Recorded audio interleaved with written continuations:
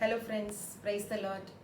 Today let us see the remaining chapters, chapter 4 to 10 from the book of Leviticus. So we'll be thinking it's so many chapters we are covering, but we are only going to take what is only required and necessary, because otherwise it's too difficult for us to understand itself or to read through. So we'll just take what is the core crux points actually. Okay, now we had seen till now that there are 5 types of offerings, and the first 3 are voluntary offerings. Okay, and we have dealt in detail about it. That is the burnt offering, the grain offering, and the peace offering we have seen. Now from chapter 4 we see that other 2 offerings, that is sin and guilt offering. And these 2 offerings are mandatory offerings. Every Jew, every Israelite has to definitely do. So the reason why they have to do is that because everybody sins. Everybody makes mistakes. God knows that. Okay, in the Bible itself it is given that there is no righteous person, even the most righteous person also minimum sins 7 times a day.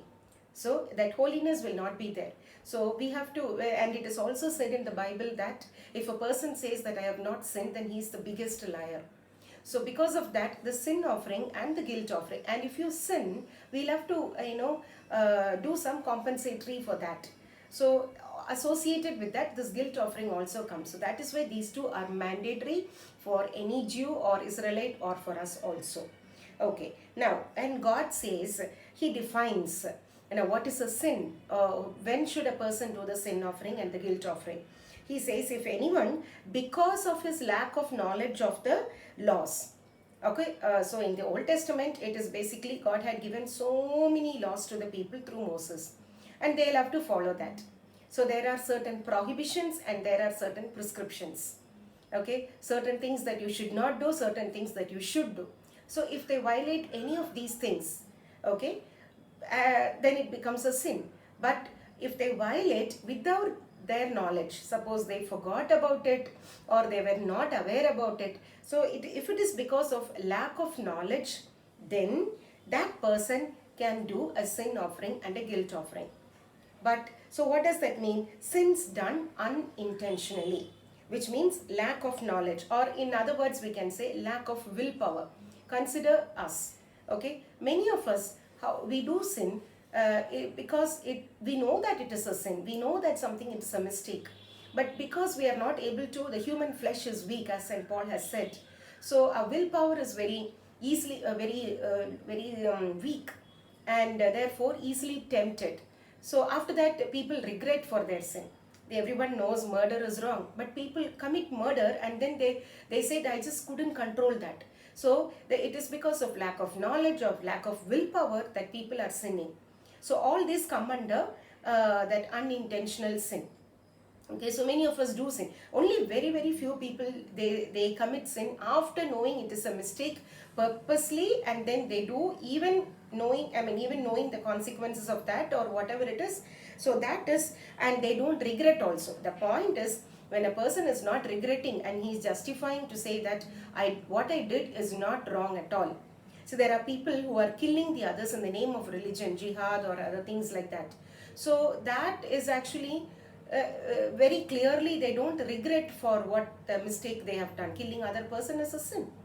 And so such things will come as intentional. So other things, the person who regrets comes under unintentional. So most of us belong to that category, and therefore most of us have the privilege of doing this, sin offering and the guilt offering. Okay, and it is also said that the causes of sin are many. So why do people sin? It's not because people are brought up in different cultures, so that can be one of the reason. The family background can be the reason. The parenting style can be the reason for that, and lack of spirituality, and the contribution of the church may be less, and therefore some people are sinning or whatever. So there are many factors there in that. So that is the reason. So all this come under unintentional sin.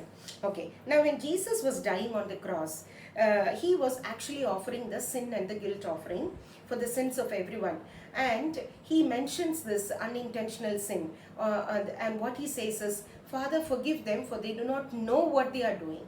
So he's actually telling that these are all unintentional sins, and therefore my offering can be accepted. So kindly accept my offering as the sin offering and guilt offering for all these people, till this mankind, till this day, for their sins which they are doing unintentionally, without their knowledge, with the lack of willpower, etc. So therefore those words are the ones that we have to claim on to. He died on the cross, he gave his life for the forgiveness of our sins. So sin offering and guilt offering is already done by Jesus Christ. We only have to offer that during the Eucharist. We have to offer that, keep our sins on us, on the claim that, and then we have forgiveness assured. See what a blessing for us, which is not there for many people who are in other religion. We can say that. So this is a guarantee, this is an assurance, and that is where we really have to feel so privileged that my sins, that without knowing what I did, is already forgiven. I only have to repent and surrender it. Okay, fine. So these are the things. Now what are the other few points that comes over here is that God says if okay, then he speaks about what type of sin. Then he says if a priest is making a sin, committing a sin, an anointed person is committing a sin, God considers that as very grave, serious mistake, and therefore he is telling that if a priest is committing a sin, he has to offer a bull as the sacrifice. That was the biggest thing. Okay, and God also says the whole set of Israelites, they commit a sin, means to forgive their sins as a group, even a bull has to be sacrificed. So one priest's sin is equal to the sin of all the people of Israel. So we can see the gravity of it. So, and it is also understood that if a priest is sinning or he makes a mistake, it affects the people as well. And if a priest is holy, his holiness will also have an impact on the people. It applies even today. So the priests and anointed people have to really understand this part of it and make their lives as holy as possible, because they are offering the sacrifice. So this is very clearly given in the book of Leviticus. And then God says, if a leader makes a mistake, not so serious like a priest only comes first. If a leader makes a mistake, then a goat, okay, an unblemished goat can be given as a sacrifice. So, and if the people make a mistake, you and me, the common man makes a mistake, least punishment, because God is giving that allowance. So you are not anointed, you are a person who is working, so I understand your weakness. So a small female goat or unblemished is also not a matter. You just have to sacrifice something. So that then it is accepted as a sin offering and a guilt offering. So this is what is given, the 3 levels. Okay. And about guilt offering means, it means that it is a compensatory for the sins that we have committed.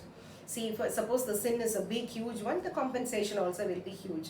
So there are laws that are given accordingly. God has said, if you do this, then you have to repay that other person with so much of coins, or you will have to repay, or you will have to be given some punishment, or whatever it is. It is all prescribed and given by Moses.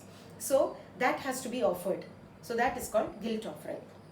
Okay, then his sins are forgiven or made clean, wiped out. So that is it. So till now this is enough if people know about what is sin offering and what is guilt offering. So many minute details are given, but which is not so needed at present. Now let's get into chapter 8 and 9.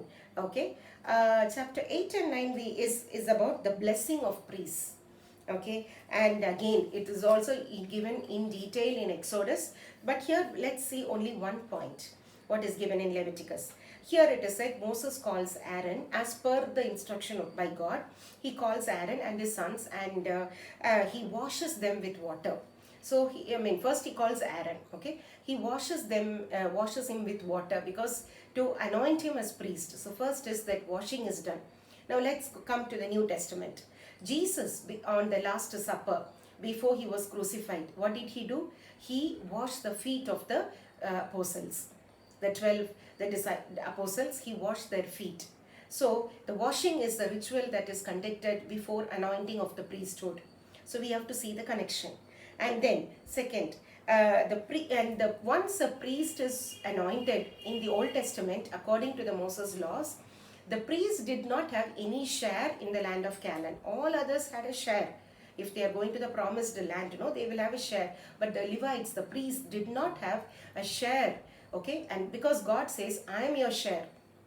You will be getting whatever you want. I am your share. You will not have a property or a possession for yourself as a share. Now we can see again, coming back to the New Testament, when Jesus is washing the feet of the apostles, and Peter will say, Lord, you cannot do this. For which Jesus says, if you don't allow me to wash you, then you don't have a share in me. Okay, so that same word is used. So which means every priest, the priest have a share in the person called Jesus Christ.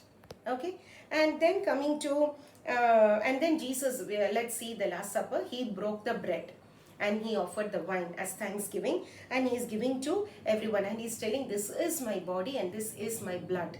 And then he says, do it in remembrance of me. So he's giving the task. So once anointed as priests, he's giving them the task to do this in remembrance of him.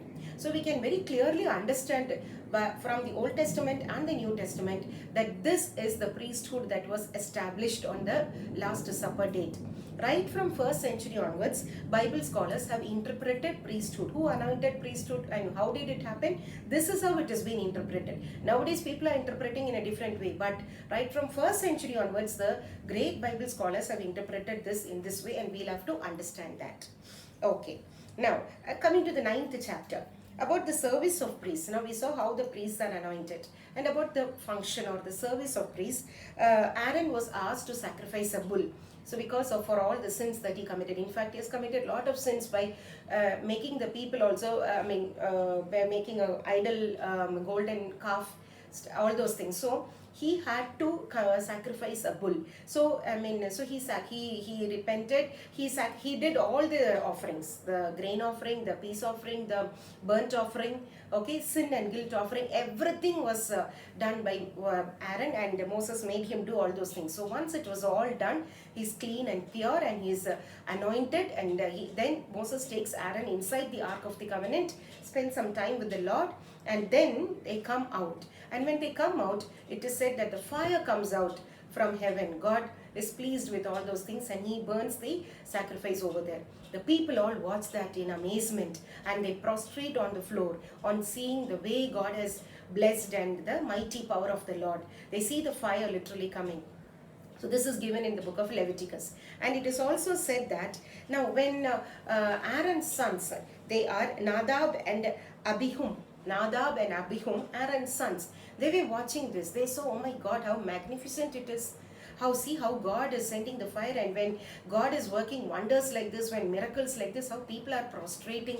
Now how Aaron is getting a lot of publicity and everything. So they immediately, they are also sons of Aaron, no? In the name of their father, they also took fire, they also put frankincense, and they also started giving the fire and spreading that among the people. You know what happened? The fire came from God. It came and killed them, engulfed the people, Aaron's sons. This is what happened. So this is one strong lesson that we'll have to understand, that there are real fire is there and duplicate fire is there. There are many people who are not actually blessed, or they have not surrendered their lives fully for this, but they also do such service because it is a calling. Aaron, he did all the sacrifice. He prepared himself properly. There was so much of offerings, and then only he was anointed. But there are people who are not anointed by the Holy Spirit, and then they also do the same thing in the name of miracles and everything. And people just like that, they look at the outside appearance and the miracles, and they think it is the same fire, but it is not the same fire. So how do we know what is the genuine fire? We have to look at the person, and we have to see, is there a sacrifice behind the fire? Means the life of the person should be an example. Without pain there is no gain. So their life must be a life of sacrifice, not a life of show off and publicity. So with that we must be able to understand and see whether this fire is true or not. Otherwise that same fire which engulfs them will also engulf the people who are surrounding them. So we have to be very careful about it. So this is what the whole content about from chapter 4 to 10. I hope it was you were able to understand and get the core meaning out of it. Thank you and God bless.